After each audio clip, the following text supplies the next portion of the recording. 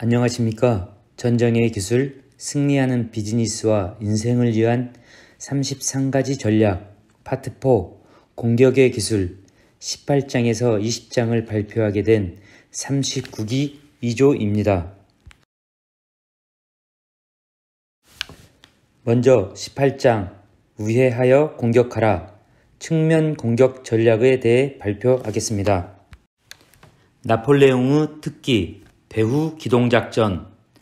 1793년에 프랑스의 왕 루이 16세와 왕비 마리 앙뚜아네트는 혁명 이후에 수립된 새로운 정부에 의해 참수형에 처해졌습니다. 마리 앙뚜아네트는 오스트리아 여왕 마리아 테레지아의 딸이었고 그녀의 죽음으로 인해 오스트리아는 프랑스의 강력한 적이 되었습니다. 1796년 초 오스트리아는 이탈리아 북부를 통해 프랑스 침공을 준비했습니다. 동년 4월 나폴레옹 보나파르트가 프랑스의 이탈리아 원정군 사령관으로 임명되었고 그는 오스트리아 군대의 프랑스 침입을 막기 위해 노력했습니다. 오스트리아는 베로나를 기반으로 삼는 나폴레옹을 격파하기 위해 6개월 동안 군대를 파견했지만 계속해서 바로바로 후퇴할 수밖에 없었습니다. 오스트리아의 알빈치 남작은 프랑스 군대를 베로나에서 몰아내는 임무를 맡았습니다. 그는 오스트리아 군대를 두 종대로 나누어 나폴레옹을 속이기 위한 계획을 세웠습니다. 하나의 종대는 자신이 지휘하고 다비도비치 장군이 지휘할 다른 종대는 오스트리아의 통신선을 보호하기 위한 소부대로 위장해 진군하여 베로나에서 만날 예정이었습니다. 알빈치는 나폴레옹을 두 군대 사이의 함정에 가두려고 했습니다. 오스트리아 군대는 이 작전으로 프랑스에게 최초 패배를 안겨주었고 알빈치는 계속해서 전진하며 베로나에서 멀지 않은 지점까지 도달했습니다. 알빈치의 계획에 따르면 나폴레옹이 다비도비치를 막기 위해 병력을 추가로 투입한다면 알빈치가 담당하고 있는 베로나 방향이 약해질 것이고 알빈치를 막으려 한다면 다비도비치가 담당하고 있는 베로나 통로가 약해질 것이었습니다. 또한 만토바의 병력을 소환하면 해방된 2만 명의 오스트리아 병력이 남쪽에서부터 나폴레옹을 공격할 것이었습니다. 나폴레옹과 같은 젊은 천재조차도 그가 설치한 함정에서 벗어날 수 없었습니다. 며칠 후 알빈치는 베로나 근처의 칼리에도라는 도시로 전진하며 프랑스군을 한 번 더 이기는 데 성공했습니다. 나폴레옹은 연달아 두 차례 패배하여 상황이 매우 불리해졌습니다. 알빈치가 베로나에 대한 마지막 공격을 준비하고 있을 때 나폴레옹이 예상과 달리 베로나에 있는 군대를 분할하여 알빈치나 다비도비치 공격에 투입하지 않고 남쪽으로 보냈다는 혼란스러운 소식을 받았습니다. 다음 날 이 부대는 아르콜라라는 도시의 외곽에 나타났고 만약 아르콜라를 향해 강을 건너 북쪽으로 몇 킬로미터만 더 전진한다면 알빈치의 보급로와 후테로를 차단하고 밀라노바에 있는 알빈치의 보급창을 포획할 수 있는 상황이었습니다. 이에 알빈치는 급히 동쪽으로 행군했습니다. 그리고 알빈치는 가까스로 후퇴하여 프랑스군이 강을 건너 빌라노바를 공격하기 전에 그들을 막을 수 있었습니다. 여러 날 동안 두 군대는 아르콜라에 있는 다리를 두고 치열한 전투를 벌였습니다. 만토바를 방어하고 있는 부대의 일부가 아르콜라에 있는 프랑스군을 지원하기 위해 북쪽으로 급히 파견되었지만 알빈치의 군대가 숨어서 전투는 교착 상태에 빠졌습니다. 전투 3일째 알빈치의 병사들은 다리 사이에 전투를 준비하고 있을 때 남쪽 측면에서 나팔 소리를 들었습니다. 한 프랑스 부대가 다리의 하류에서 강을 건너 아르콜라에 있는 오스트리아군의 측면을 향해 전진하고 있었으며 트럼펫 소리는 순식간에 고함과 충성으로 변했습니다. 지친 오스트리아군은 프랑스군의 기습 출현을 막을 길이 없었습니다. 그들은 프랑스 병력의 규모를 가늠해 볼 겨를도 없이 두려움에 휩싸여 전장을 떠났습니다. 프랑스군은 강을 건너 세도에 들어왔고 알빈치는 최대한 병사들을 동쪽의 안전지대로 모았으나 베로나 전투에서 패배했고 그렇게 만토바의 운명도 결정되었습니다. 나폴레옹은 기사회생으로 승리한 아르콜라 전투는 그가 난공불락의 전설을 세우는 데 일조했습니다. 나폴레옹은 이탈리아에서 승리를 손쉽게 거두었습니다. 오스트리아는 베로나를 방어하기 위해 정면 대결을 선택할 수 있다고 생각했지만 나폴레옹은 오스트리아의 보급로와 후테로를 위협하는 데 분할한 군대 중에서 더 큰 규모를 활용했습니다. 알빈치가 이 위협에 무시하고 베로나로 전진한다면 큰 문제에 직면하게 됩니다. 그리고 만약 그가 칼리에로에 머물렀다면 나폴레옹은 그를 두 군대 사이에 밀어넣고 압박했을 것입니다. 나폴레옹은 알빈치가 후퇴할 수밖에 없다는 것을 알고 있었고 결국 주도권은 그에게 넘어온다는 것을 알고 있었습니다. 아르콜라에서 나폴레옹은 적이 지쳐가고 있음을 감지하고 트럼펫 소리, 고함, 포화 등 큰 소리를 내면서 적을 혼란스럽게 만들었고 남쪽에서 도하해 오스트리아 측면을 공격하기 위해 작은 부대를 보내 공포를 일으켰습니다.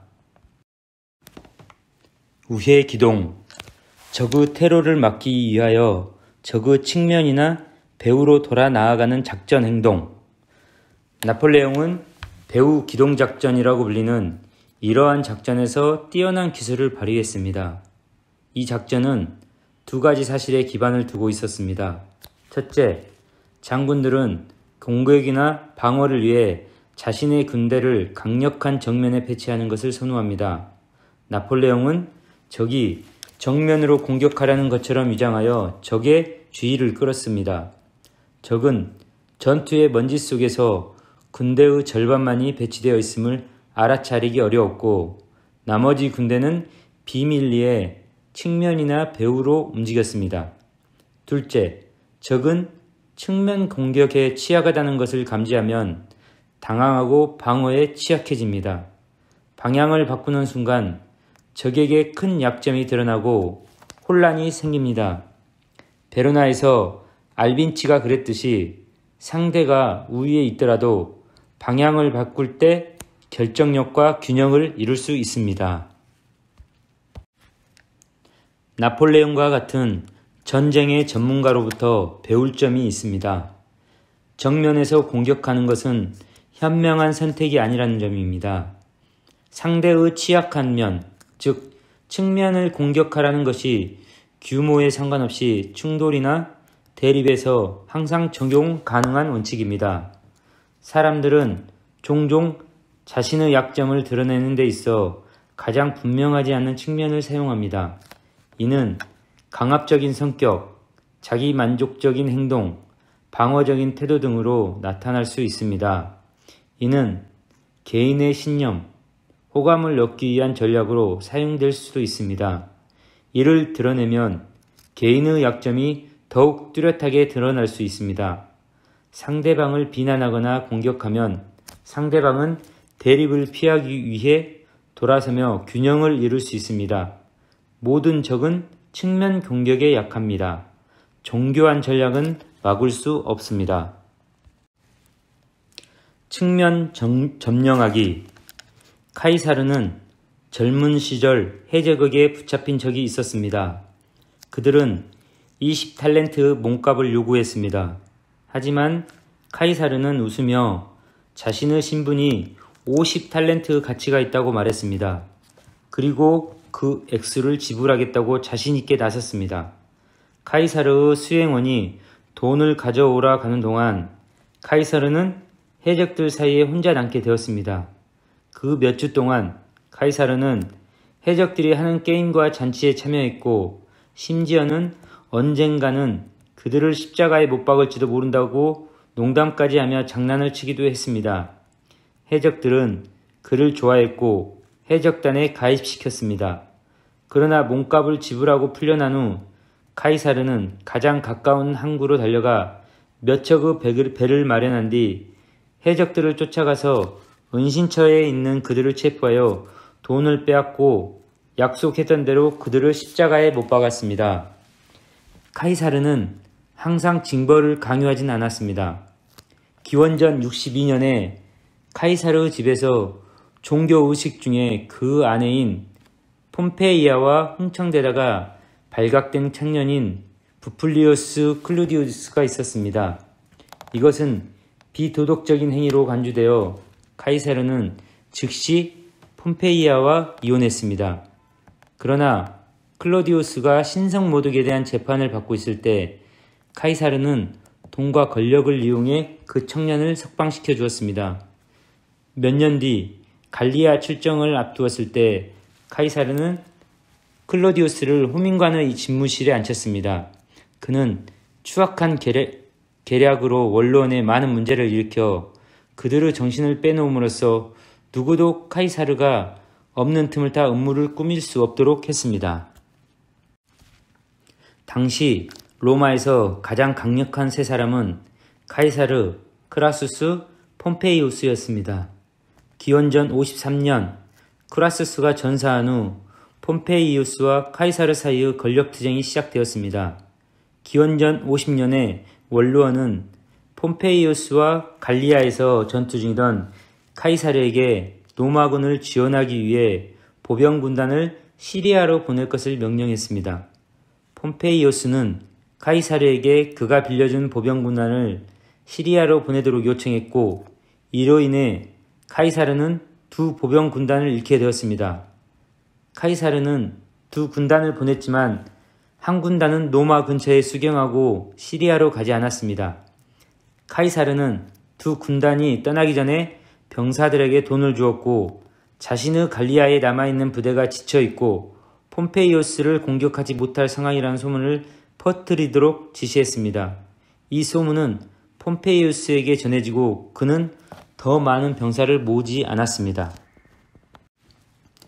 기원전 49년 1월 카이사르는 누비콘강을 건너 내전을 위해 움직이자 폼페이우스는 보병 부대와 함께 그리스로 망명하여 작전을 준비했습니다. 카이사르는 갈리아에서 적을 대하는 방식을 잔인하다는 평판을 얻었습니다. 그러나 카이사르가 코르페니움을 점령했을 때 폼페이우스 지지자들은 붙잡아도 처벌하지 않았고 약탈한 돈을 그들에게 되돌려 주기까지 했습니다.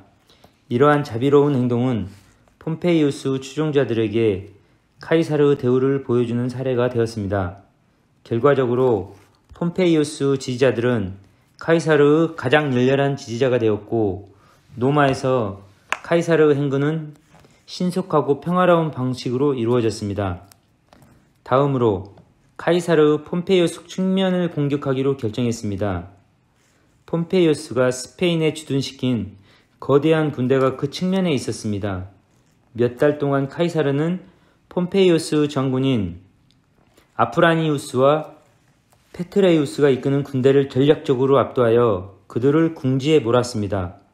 그들은 포위되어 있는 상황이 절망적이었고 아프라니우스와 그 많은 병사들은 카이사르 간대함을 알고 항복 의사를 전달했습니다. 그러나 페트레이우스는 이 배반에 분노하여 카이사르를 지지하는 병사들을 모두 사살하라고 명령했습니다. 그리고 전투에 참여할 준비가 된 남은 병사들을 막사에서 데리고 나왔습니다. 그러나 카이사르는 교전을 거부했고 병사들은 싸울 수 없었습니다. 마침내 보급품이 완전히 고갈되자 폼페이우스 병사들을 항복하였고 최악의 상황에 놓일 것을 두려워했습니다. 그러나 카이사르는 페트레이우스와 아프라니우스를 용서하고 병사들에게 로마로 돌아갈 수 있도록 보급품과 여비를 주며 군대를 해산시켰습니다. 폼페이우스에게 충성하는 스페인의 도시들은 이 소식을 듣고 빠르게 마음을 바꿨습니다. 카이사르는 책략과 외교수를 통해 단 몇 달 만에 거의 피 한 방울을 보지 않고 스페인을 정복하였습니다. 이후로 폼페이우스는 로마에서 정치적인 지지를 잃었고 그에게 남은 것은 그의 군대뿐이었습니다. 그는 그리스 북부 파르살라우스 전투에서 카이사르에게 패배해 파멸에 이르렀습니다. 카이사르는 정복을 위한 다양한 방법을 발견했습니다. 직접적인 전투 대신 전략적이고 교활한 자부심을 사용하여 적의 기회를 제한했습니다. 무장 해제된 적을 동맹으로 만들고 필요에 따라 징벌을 가하기도 했습니다. 카이사르는 정치적으로나 심리적으로나 적들을 사로잡아 그들의 지지를 얻었고 이를 통해 군사적으로 우월했던 폼페이우스를 격파할 수 있었습니다. 인생은 적으로 가득 차 있습니다. 공공적이든 음흉한 적이든 갈등은 피할 수 없습니다. 그러나 직접적인 싸움보다는 적의 측면을 점령하여 동맹을 형성하고 피할 수 있는 전투에서 승리를 거두는 것이 중요합니다. 친절하고 매력적인 전략적 행동을 통해 싸움을 피하고 적의 측면을 이용하여 앞으로 나아갈 수 있습니다. 정치적인 세계에서 측면은 힘으로 통하는 길입니다. 전쟁의 기술, 우회하여 공격하라. 오늘날 우리가 겪는 대립은 과거부터 훨씬 거대합니다. 전쟁에서 군대의 이동 경로는 지도상의 화살표로 표시됩니다. 만약 우리가 삶의 일상적인 전투를 지도로 그려내면 수천 개의 화살표와 술수, 책략의 흐름을 그려야 합니다. 이런 상황에서 간접적인 움직임에는 시간과 인내심이 필요합니다. 직접적인 경로를 통해 원하는 것을 얻기 위해 사람들은 감정적인 말싸움과 웅변수를 사용합니다. 또한 교묘한 속임수와 제의식을 사용하는 투사들도 직접적인 행동을 취합니다. 그들은 책략을 파악하면 그들을 쉽게 이해할 수 있습니다. 이 모든 것은 두 가지 결과를 초래합니다. 우리는 변화에 대해 더 방어적이고 저항적이게 됩니다. 하지만 변해가는 일상의 잔혹함은 피할 수 없습니다. 직접적인 책략에 반응하며 전투에 끌어들어가서는 안 됩니다. 이런 악질적인 경기장에서 벗어나 새로운 접근 방법을 생각해내는 노력이 필요합니다. 현대 사회에서 진정한 파워를 지닌 사람들은 간접적으로 행동하는 법을 압니다. 그들은 비스듬하게 접근하고 의도를 숨기며 적의 저항력을 줄이고 노출된 측면을 공격합니다. 그들은 사람들을 직접 밀거나 당기기보다 원하는 방향으로 움직이기 위해 그들을 구슬리는 방법을 사용합니다. 노력이 필요하지만 큰 성과를 가져다 줍니다. 측면 공격의 핵심은 단계적인 진행입니다. 초수에서 의도를 드러내지 말고 적의 관심을 다른 곳으로 돌려야 합니다. 그 이후의 측면 공격은 예상을 뛰어넘는 효과를 보일 것입니다. 에마누엘레 2세가 통일 이탈리아의 초대 왕이 되기 위해 펼친 음모도 그러합니다.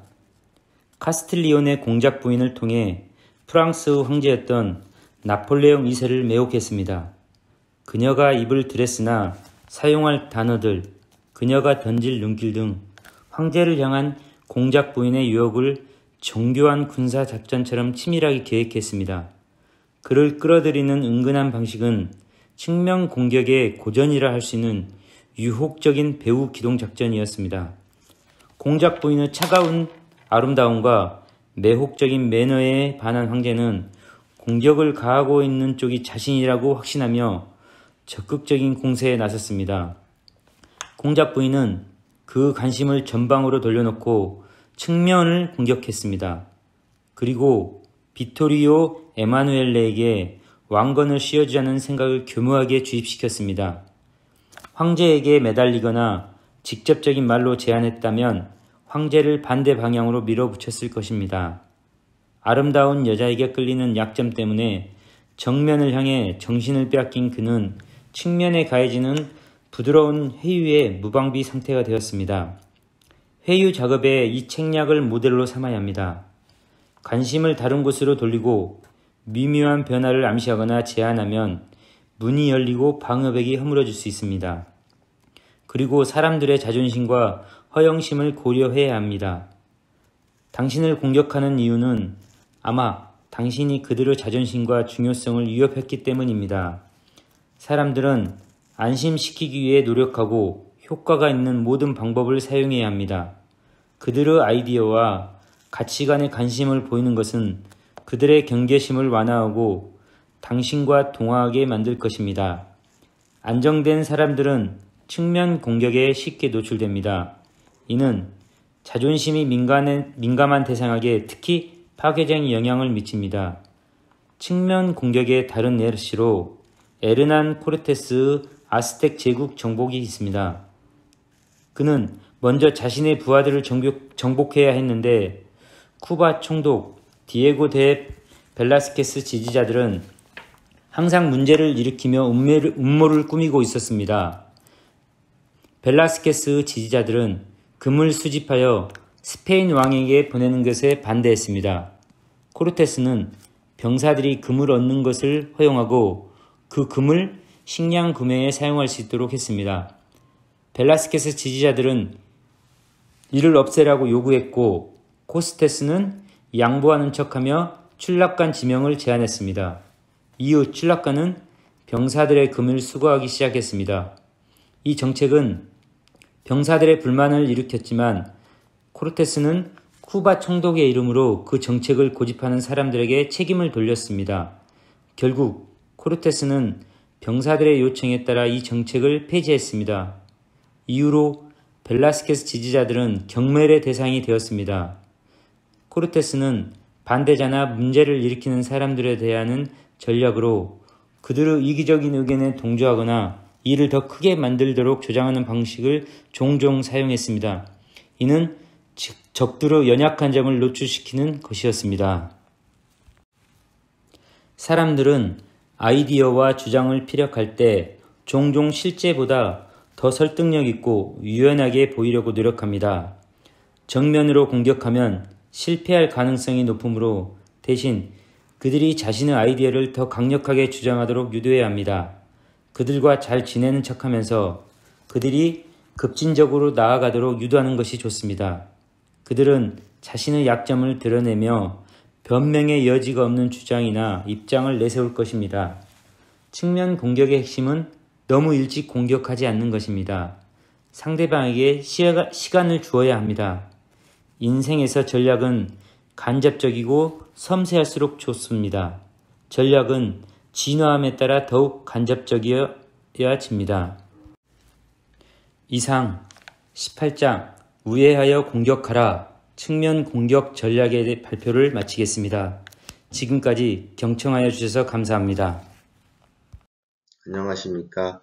전쟁의 기술 중 파트 4 공격의 기술 스테이지 19 포위하여 압박하라 부제 저항 심리의 무장 해제 부분의 발표를 진행하게 된 39기 2조 정명호 박철형입니다.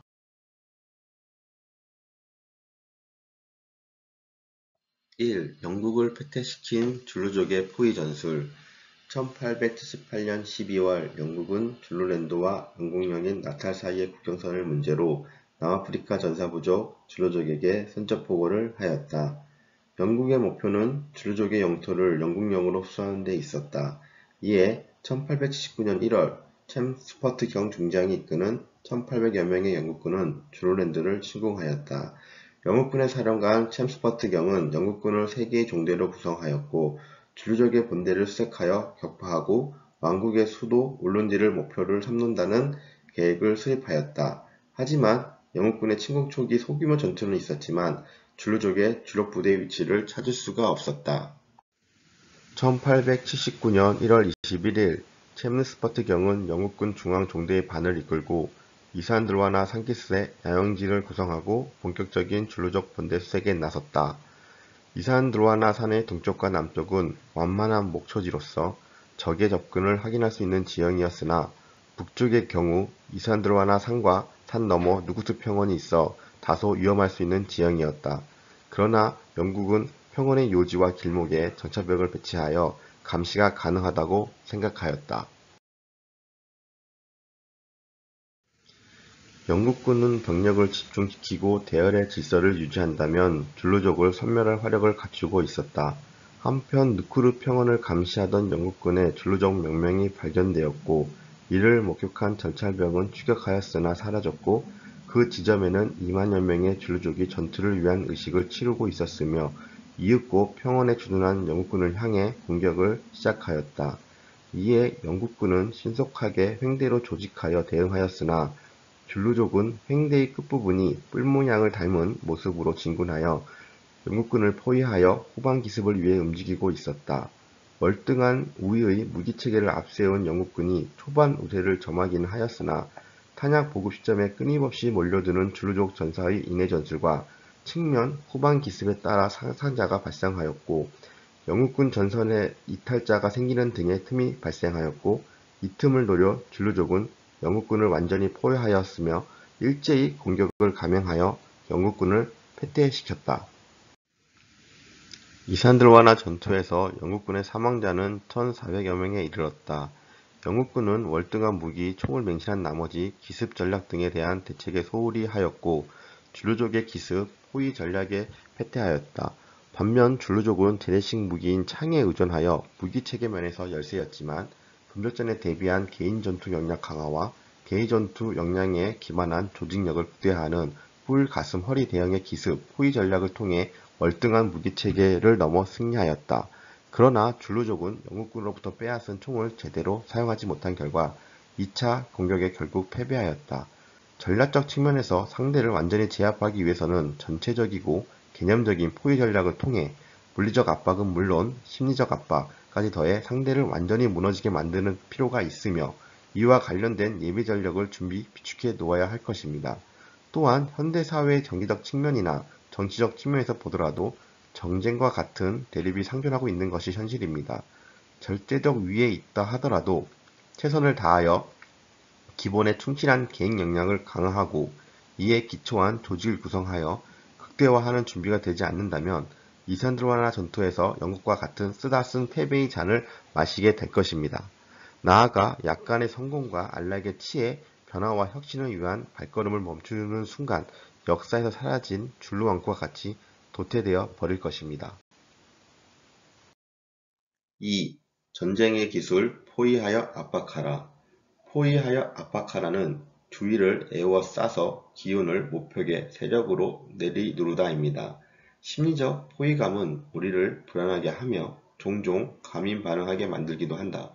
누군가 또는 무엇인가 우리를 포위할 때, 즉 우리의 선택권을 좁히고 우리를 사방에서 공격할 때 우리는 감정에 대한 통제력을 잃고 상황을 더 악화시키는 실수를 저지른다. 역사적으로 위대한 군사적 포위 공격에서 더 큰 위험은 거의 언제나 내부의 공포감과 혼란에서 나왔다. 일상생활의 전투는 지도 위에서 일어나지 않는다. 그것은 추상적인 공간에서 발생한다. 책략을 쓰고 당신에게 불리한 일을 하고 당신의 파워를 제한하는 식으로 말이다. 이런 추상적이거나 심리적인 공간에서 적에게 허점을 내준다면 그들은 그것을 이용할 것이다. 적이 포위당하게 느끼게 만들어 그들의 행동 가능성을 좁히고 그들의 탈출을 막아라. 포위당한 도시의 시민들이 서서히 미쳐가듯이 당신의 적은 당신에게 맞서 책략을 펼 공간의 부족으로 미치게 될 것이다. 적을 포위하는 방법은 수없이 많지만 가장 간단한 방법은 당신이 타고난 힘이나 이점을 포위 전략에 최대한 활용하는 것이다. 스탠더 오일사의 창립자이자 사장이었던 존 데이비슨 로필러는 1810년대 미국의 석유 산업을 장악하기 위해 우선 철도 분야의 독점권을 얻고 타이드 워터 포위 작전으로 손유관에 대한 통제권을 손에 넣어 석유광이 되었다. 타이드 워터 포위 작전은 로펠러의 방대한 자원 덕분에 가능했지만 그는 이런 자원을 단순히 물리적으로 사용했을 뿐 아니라 심리적으로 활용했다. 자신은 적이 침투할 수 있는 어떤 허점도 남기지 않을 무자비한 적이라는 인상을 심어주었던 것이다.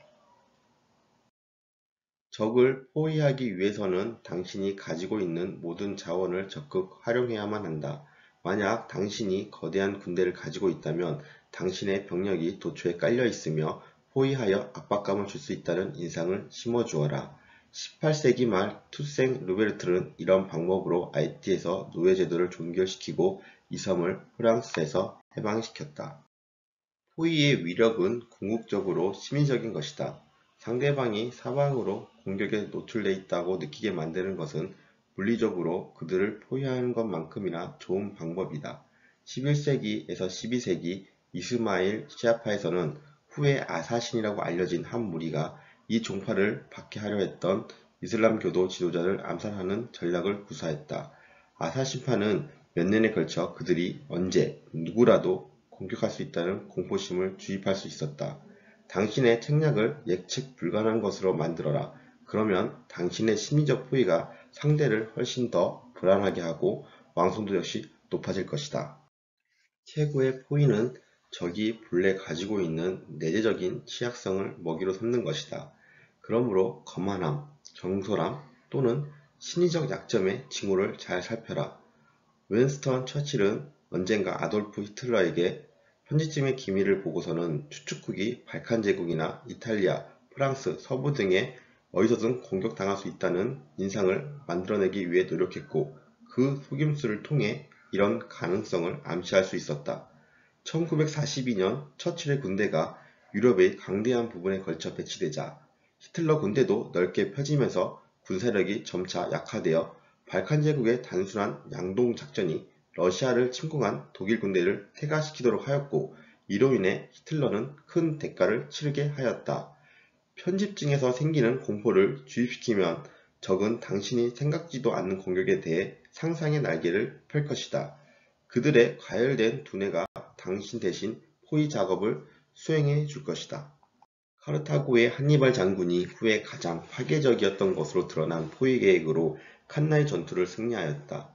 로마군의 바로 장군이 불같은 성미를 지녔으며 오만하고 남을 멸시하는 인물이라는 정보를 활용하여 한니발은 수적으로 2대1이라는 열세였지만 기노은 작전을 펼치기 힘든 좁은 지역으로 로마 군인을 유인, 최상의 부대와 기병대를 횡리 양쪽 끝에 배치해 중앙을 약하게 하여 경솔한 바로 장군이 중앙으로 뛰어들게 유인 횡대의 양쪽 끝이 안쪽을 향해 밀어닥치면서 로마군을 좁고 치명적인 포위망 속에 가뒀다. 이렇게 충동적이고 폭력적이며 오만한 이들은 특히 포위 전략의 덫으로 유인하기 쉽다는 점을 볼 수 있다. 약하거나 멍청한 척하면 그들은 자신이 어디로 가고 있는지 생각해보지도 않고 앞으로 돌진할 것이다. 적의 감정적인 약점이나 커다란 욕망은 포위 전략의 재료로 쓸 수 있다. 이란이 로널드 레이건 대통령 정부를 1985년, 1980년에 포위한 것도 그런 방법을 통해서였다. 이른바 이란 콘트라 사건이었다. 미국은 미국인 포로 석방을 위해 힘쓸 것이며 그 대가로 이란에게 무기를 팔 것이며 그 무기 대금은 비밀리에 콘트라 반군을 지원하는 데 쓸 것이라는 게 포위 전략의 재료였다. 이 추악한 정치 스캔들이 폭로되자 사방에서 심하게 압박해왔고 이를 은폐하거나 교묘히 발뺌하려고 할수록 점점 더 깊숙이 빠져들었다. 그러한 덫으로 적을 유인할 때는 항상 그들이 상황에 대한 통제권을 가지고 있다고 느끼게 만들어다. 그들은 당신이 원하는 만큼 멀리 전진할 것이다. 이러한 콘트라 사건에 연루된 미국인들은 자기들이 순진한 이란인들을 조종하고 있다는 당사자로 믿었다.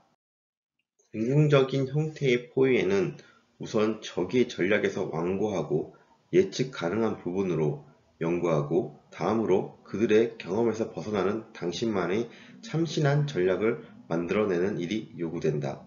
몽골인들은 이슬람 세계, 러시아, 폴란드, 헝가리, 그리고 튜더 기사단을 상대로 그들을 단순히 패배시킨 것이 아니라 전멸시켰다.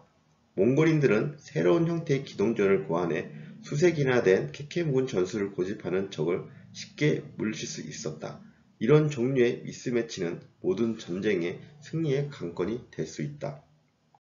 포위의 위험은 완전히 성공하지 않으면 당신을 취약한 입지로 몰아넣을 수도 있다는 것이다.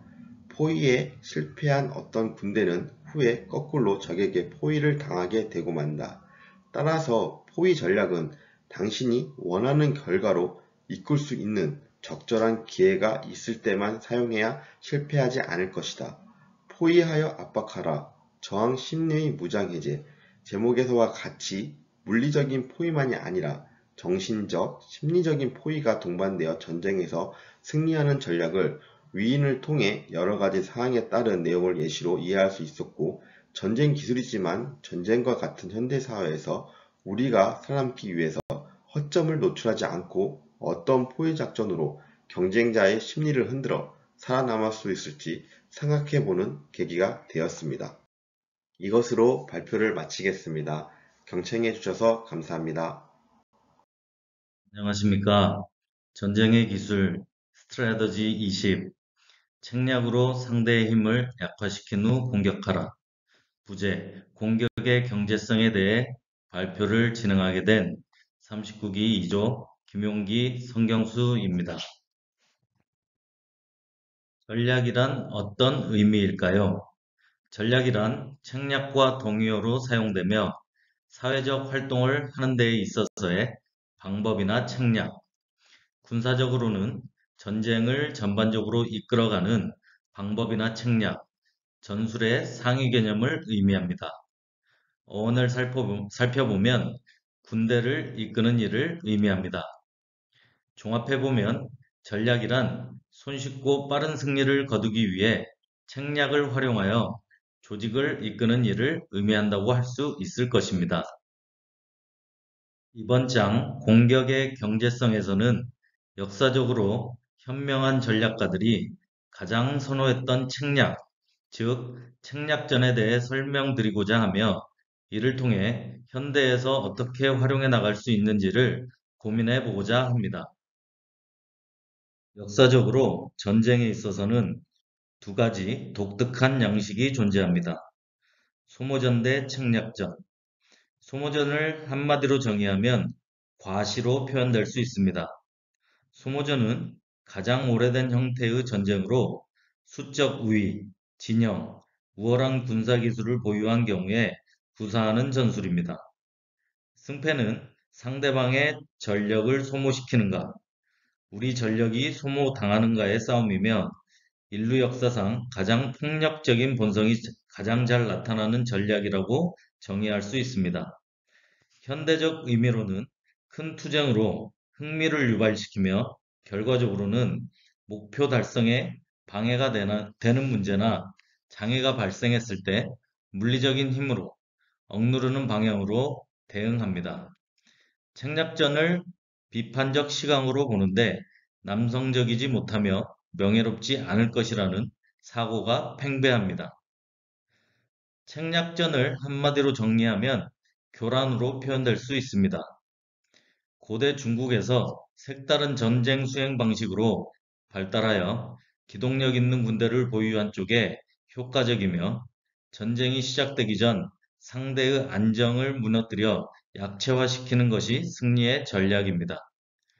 책략전은 폭력과 사상자를 줄이고 전쟁 비용을 최소화할 수 있는 효과적인 전략으로서 현대적 의미로는 과정을 중시하며 전투행위는 시간과 에너지, 생명을 낭비하는 일이고 전혀 명예롭거나 도덕적이지 않다고 정의하고 있습니다. 소모전을 일종의 직무태만, 생각 없이 반사적으로 싸움에 뛰어드는 인간의 원시적 성향을 투영한다고 비판합니다. 결과적으로 소모전은 전쟁이나 투쟁의 장기화, 반복으로 인한 사회적 비용이 축적되고 정치적 친선관계가 상실됩니다. 이에 반해 책략전은 유연하고 유동적인 사고와 세심하게 계획된 전략에 의해 성공 가능성을 높인다고 할 것입니다. 그렇다면 책략전을 효과적으로 수행하고자 하려면 어떻게 해야 하는 것일까요? 저자는 다음에 네 가지 원칙을 제시합니다. 1. 몇 가지 대안을 가진 계획을 준비하라. 완벽한 계획은 적절한 상황 분석에서 시작한다. 상황 분석이 잘 이루어지면 최선의 노선과 최적의 위치를 장악하게 되며 상대방이 구사하는 전략에 따라 효과적인 대응이 가능해진다. 여러 대안이 있는 자는 언제나 상대방의 책략보다 한 발 앞서게 된다. 2. 항상 책략을 쓸 여지를 남겨라. 스스로를 통제하지 못하고 비좁은 공간에 들어가 움직일 여지가 없는 위치에 자신을 묶어두지 말고 적보다 더 많은 이동 공간을 확보하고 더 다양한 대안을 준비해 두는 것이 중요하다. 이는 특정 사안에 집착함으로써 대안의 폭을 스스로 줄이는 실수를 저지르지 말아야 한다는 의미이다. 3. 적에게 단순한 문제가 아니라 딜레마를 제공하라. 적이 택할 수 있는 모든 대안을 최악의 상황으로 만들어야 한다. 현실에서 상대에게 겉으로는 매력적으로 보이지만 그 이면에는 함정이 도사리는 상황을 끊임없이 만들어야 한다. 4. 무질서를 창조하라. 적은 당신이 일부러 흘린 아무런 의미 없는 정보들을 마구잡이로 쫓아다니게 해야 한다. 상대방이 당신의 의도를 추측할 수 있는 능력을 무력화시킬 수 있도록 당신은 그들의 시스템에 더 많은 무질서를 주입하게 된다. 상대방이 겪는 무질서는 그들의 힘을 쇠퇴시키고 파괴한다. 생략전에 대해 손자는 병법에서 이렇게 강조합니다. 백전불태, 100번 싸워서 이기는 것, 그것만이 최선이 아니며 부전굴인, 싸우지 않고 적을 굴복시키는 것이 최선이다. 다음으로는 역사적 인물을 통해 책략에 대해 알아보고자 합니다. 위기를 기회로 바꾼 나폴레옹. 1799년 11월, 나폴레옹은 쿠데타에 성공해 권력을 장악했지만 평화를 통해 국가를 재건하고 자신의 권력을 공고히 다질 수 있는 시간이 필요했습니다. 그러나 오스트리아라는 강대한 적은 거대한 두 야전 조직을 동원하여 나폴레옹에게 맞서고자 하였고, 이로 인해 나폴레옹은 그동안 쌓아온 모든 것을 오스트리아에게 빼앗길 위기에 처했습니다. 오스트리아의 군사행동 계획을 예상했던 그는 전쟁을 치르기 전 모든 상황에 대해 분석하기 시작했고, 공격과 역공의 모든 순열을 일일이 검토하였으며, 양동작전을 비롯한 광범위한 작전 계획을 수립하였습니다. 이윽고 스위스에 주둔 중인 5만의 프랑스 군대를 이끌고 알프스를 넘어 이탈리아 북부에 도착한 그는 모로 장군 사단과 자신의 병력으로 공격을 번갈아하며 오스트리아 병력을 분산시켰고 상대를 혼란에 빠뜨리게 하였습니다. 그럼에도 결국 마세나 장군의 사단은 오스트리아군에게 항복하게 되었고 병력이 부족해진 나폴레옹은 더욱 위기에 처하게 되었습니다. 이런 나빠지는 상황 속에서도 나폴레옹은 냉정을 유지하며 모두가 위기라고 느끼는 상황 속에서도 기회를 포착하였습니다. 그는 오스트리아의 군대가 공격해오기를 기다리는 대신 갑자기 자신의 군대를 광범위하게 분산시키며 혼란을 주었고, 이로 인해 오스트리아군은 공격의 방향성을 잃어버린 듯 했습니다. 나폴레옹의 군보다 2배가 넘게 많았던 오스트리아군은 수적 우위를 이용하여 반격을 시도하였으나 그들의 공격은 이미 규율이나 부대의 응집력을 상실한 뒤였습니다. 이윽고 나폴레옹의 지원병력이 전장에 도착하였고 프랑스군은 오스트리아군을 상대로 대승을 거두며 평화조약의 우위를 점하게 되었습니다. 마rengo 전투에서 나폴레옹은 치밀한 계산과 세심한 계획, 동적인 상황 변화에 대한 유연한 자세로 행운마저도 창조될 수 있다고 믿었고, 운이란 우리 스스로 창조하는 것이라는 말을 남기기도 했습니다. 나폴레옹을 통해 우리는 인생을 살아갈 때 예상대로 되는 일이 없듯이 여러 가지 계획과 대안, 그리고 유연한 자세와 빠른 기동성만이 상황을 반전시킬 수 있고, 종국에는 자신이 원하는 성과를 쟁취할 수 있을 것이라는 교훈을 얻을 수 있을 것입니다. 순식간에 선거 판세를 뒤엎은 루즈벨트. 1936년 미국 대통령 선거는 미국 역사상 중요한 선거 중 하나로 대공황 시기와 뉴딜 정책의 영향 아래 이루어졌습니다. 민주당의 루즈벨트는 재선을 준비하면서 위기에 봉착하였습니다. 대공황을 벗어나지도 못했고 실업률은 여전히 높았으며 예산 적자는 증가하였기에 대중적 인기는 높았으나 성과를 보이지 못했던 점이 악재로 작용하였습니다.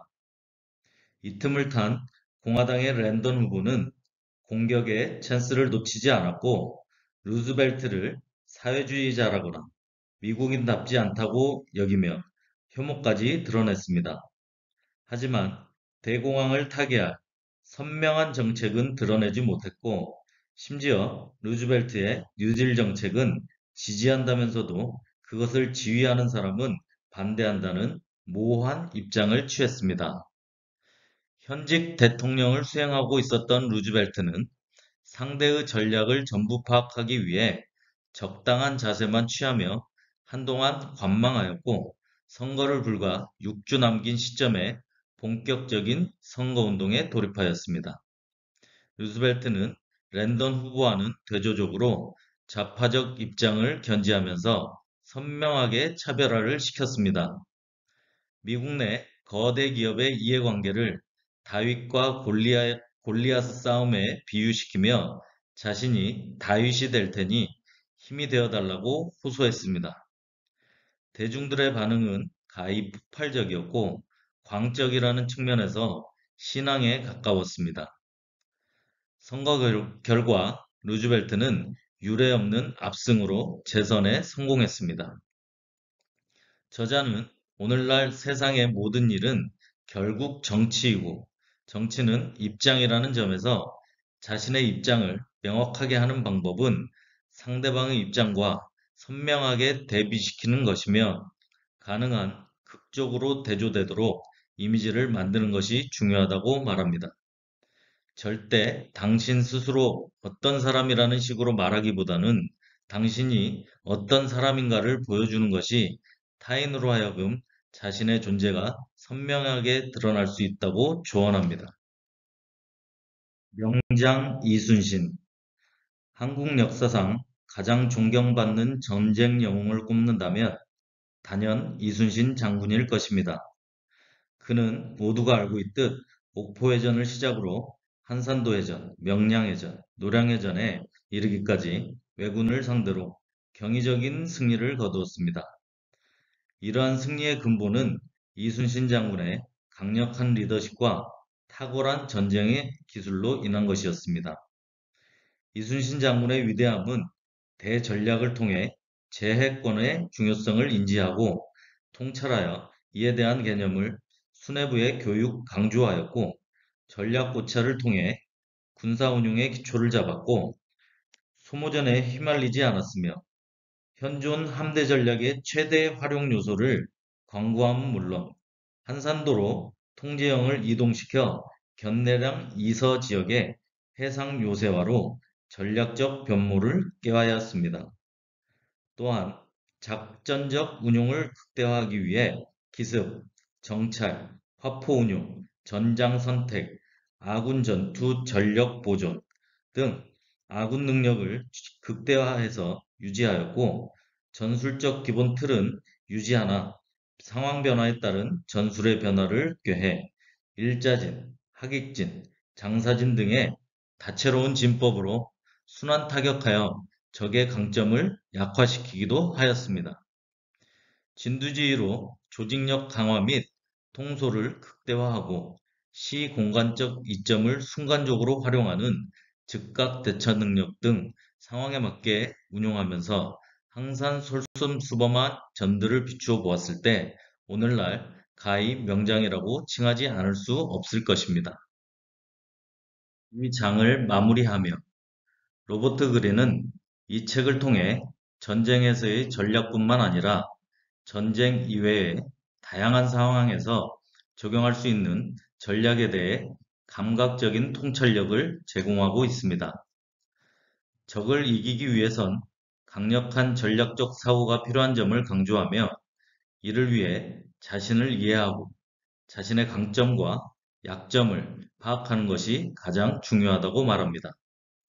또한 전략은 시대나 환경에 따라 변할 수 있지만 기본적인 원리와 법칙은 변하지 않음을 인식해야 하고 전쟁은 마지막 수단이어야 하며 비폭력적인 해결책을 먼저 고려해야 한다고 말합니다. 그럼에도 불구하고 전쟁이 필요하다면 승리하기 위해 위험을 감수하면서도 합리적으로 판단하고 계획을 세워야 하며 상황에 따라 유연하게 움직이며 적과 협력자를 명확하게 파악하고 아군과의 믿음과 신뢰를 닦아야 한다고 말합니다. 현대사회의 삶은 마치 전쟁과 흡사하다고들 말합니다. 전쟁터와 같은 삶은 다시금 치열한 경쟁을 만들고 치열한 경쟁 사회에서의 패배는 무기력감, 자포자기, 만성적인 실업, 현실 도피적 성향 등과 같은 더 큰 시련을 안겨줍니다. 저자는 이 책을 통해 전쟁의 기술적 가치보다 현실을 회피하려는 자세를 버리고 자신감을 가지고 세상과 현실에 당당히 맞서라는 메시지를 보내고 있는 것임을 이 책을 통해 이해하게 되었습니다. 이것으로 발표를 마치겠습니다. 경청해 주셔서 감사합니다.